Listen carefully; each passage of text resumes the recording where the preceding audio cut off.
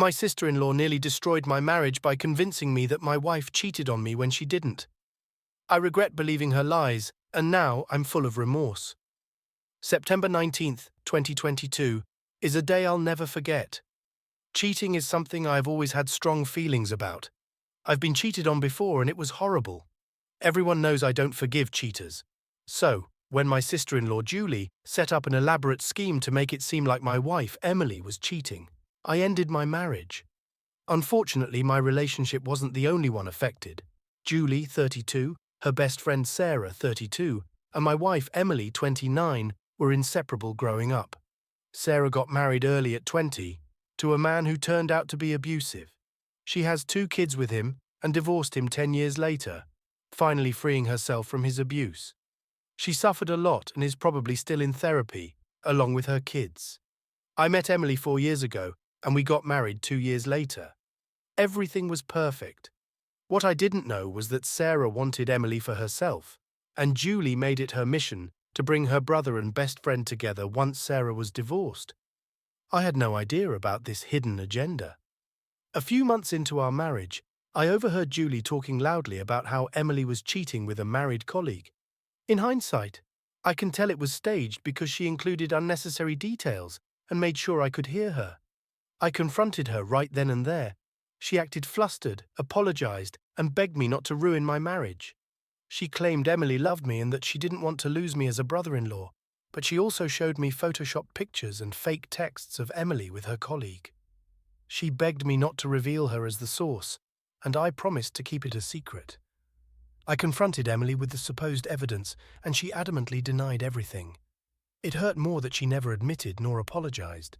She asked where I got the information, but I kept my promise and told her it was an anonymous tip. I even contacted the colleague VJTM's husband, thinking it was the right thing to do. The colleague was a very attractive woman who worked closely with Emily, and I had been a bit jealous of that. I had confided my fears to Julie, and she used them against me. I asked for a divorce, and the colleague's husband did too. After that, Julie, who I thought was my friend, disappeared from my life. When I ran into her, she was indifferent and short with me. Months went by, and I was heartbroken, processing the separation. Emily stopped trying to make me see reason and agreed to the divorce, saying she wanted to move on. I started having doubts. Why was Julie doing this now? She'd been my friend and claimed to want the best for me, yet now she wouldn't even answer my texts. I followed both her and Sarah on Instagram and started seeing how Emily and Sarah gradually began hanging out, at least once a week. Sarah or Julie shared stories about Emily with Sarah and her children. Desperate for the truth, I confided in Mike, Julie's on-again, off-again boyfriend's sister. I told her everything, including my doubts and how Julie had been my source. Mike was easier to persuade to help me than I expected. He had Julie's passcodes and went through her messages with Sarah. There, he found everything. They had plotted to use my insecurity to ruin my marriage. He sent me all the proof, including the original photos they had used to Photoshop Emily with her colleague. My world was turned upside down again. I fell into a deeper depression and stayed in bed, calling in sick for 2 weeks. I had ruined not only my life, but also another family, VJTM's. I don't know why I'm writing here, whether I want advice or just need to vent. I blame no one but my own stupidity for ruining my marriage. I should have trusted Emily and the love she showed me. I should have been honest with her about where I got the information about her supposed cheating. I should not have hurt her colleague and her family just because I was jealous. She has since quit her job and moved, but I still had her husband's contact information. I felt I needed to apologize at least. We met, and I told him everything. He was furious, crying and yelling at me, and all I could think was that I deserved every bit of it. Insult after insult he threw my way. I found the colleague on Instagram and sent her a long apology. She didn't respond.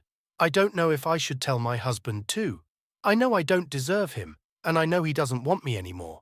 But maybe he should know what Sarah is doing and what she's capable of. He deserves the truth. Maybe I could start by reassuring him that I'm not trying to win him back, but just to help him understand and to apologize.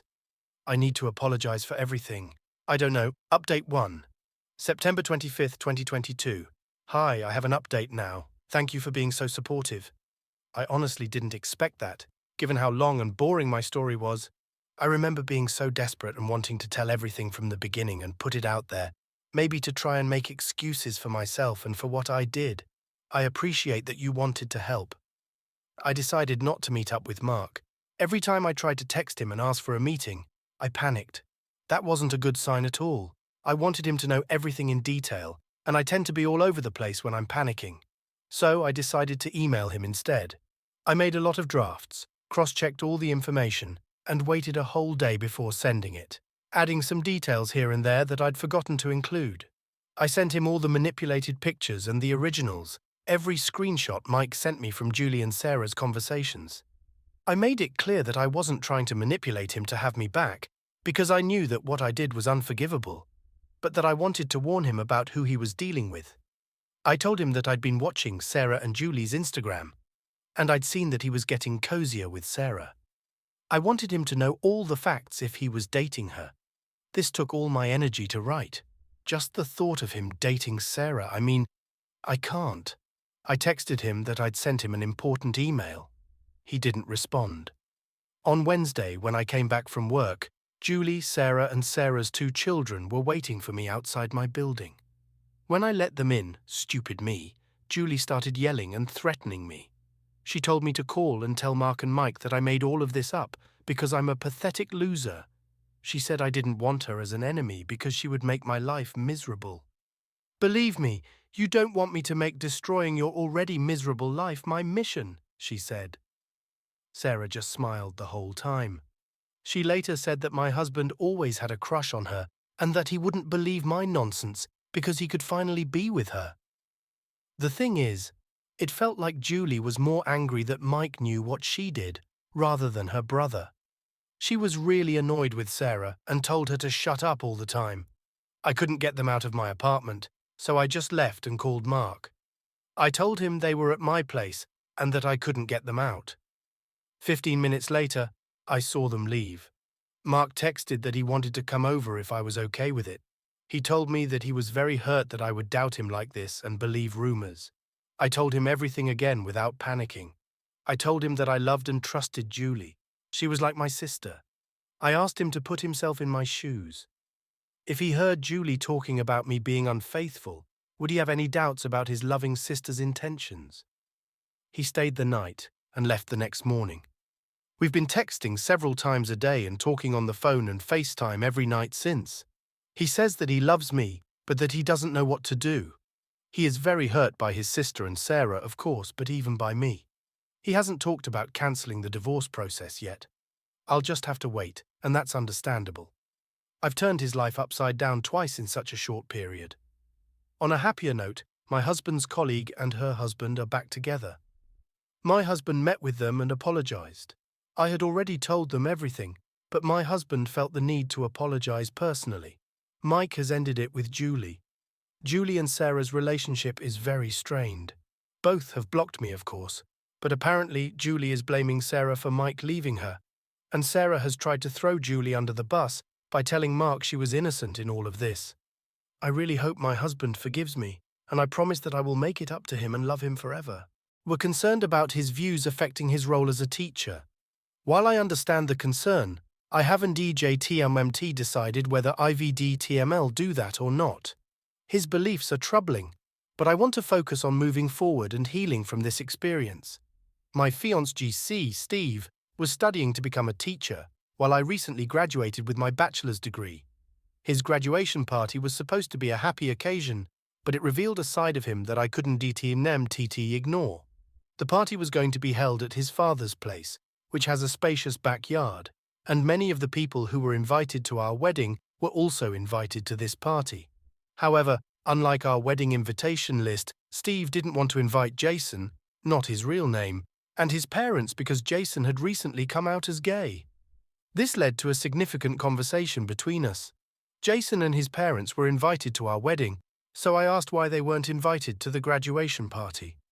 Steve explained that the wedding was a joint event, and he was willing to compromise because it was about both of us. But he felt that the graduation was solely about him, since he was the one who had done the schoolwork, so He didn't see the need to compromise. When I asked what he meant by compromise, he said he tolerated Jason at our wedding because that's what couples do, but the graduation was his celebration. Then I asked him about supporting potential future children if they came out as gay.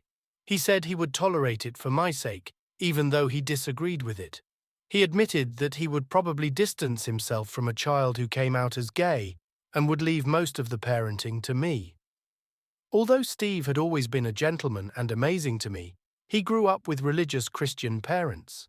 He claimed not to be religious anymore, but his stance on this issue made me question our future together.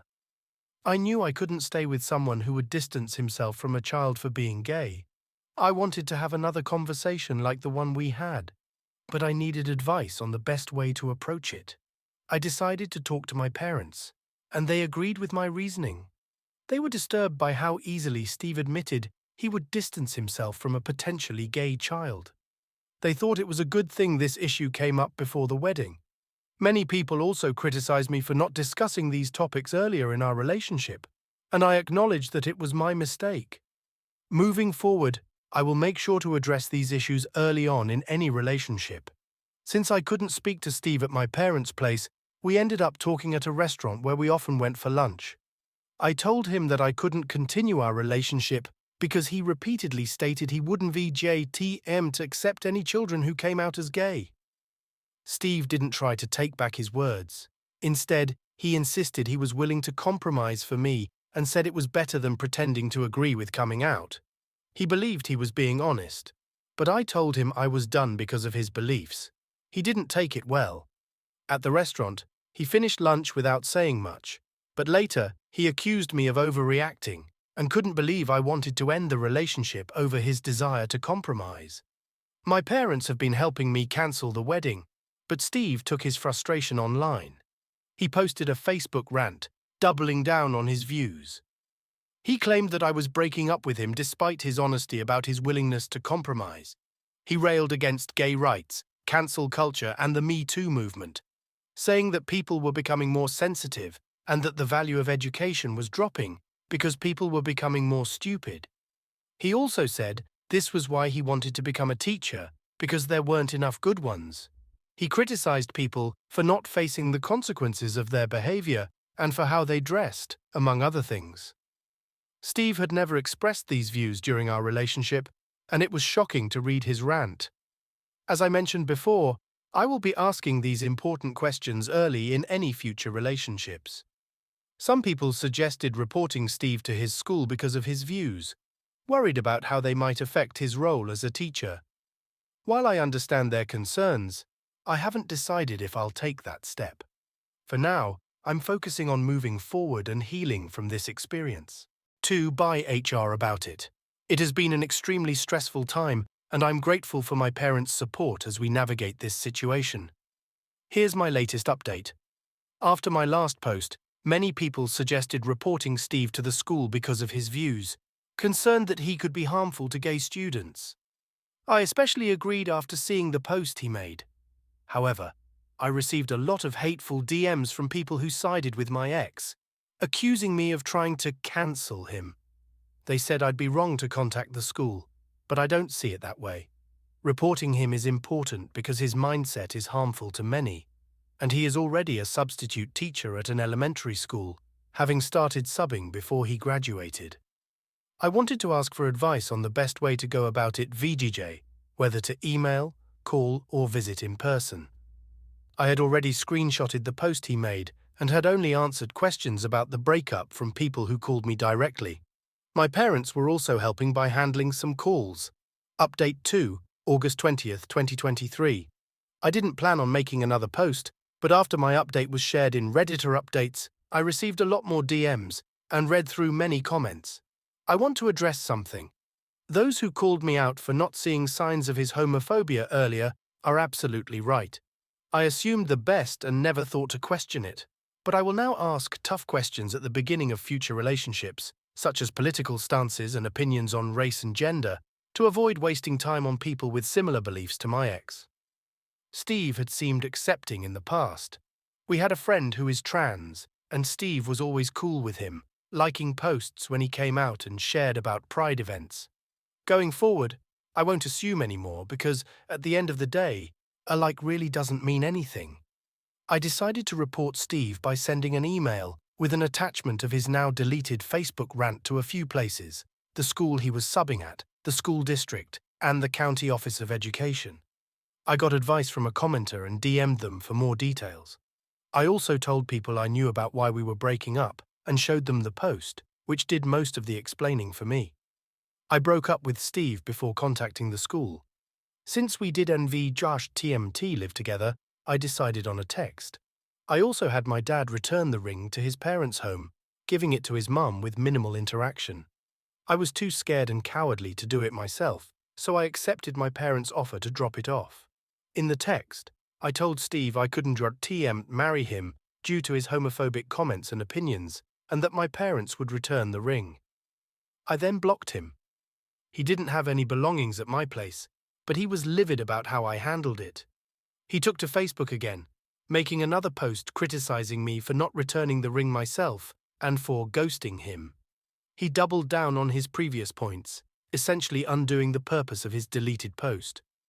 His dad also posted on Facebook, accusing me of cancelling Steve for sharing his opinion and claiming that communication in marriage is dead. He insulted me and said people like me were why Trump lost, emphasizing his belief that Trump needed to win again to stop cancel culture.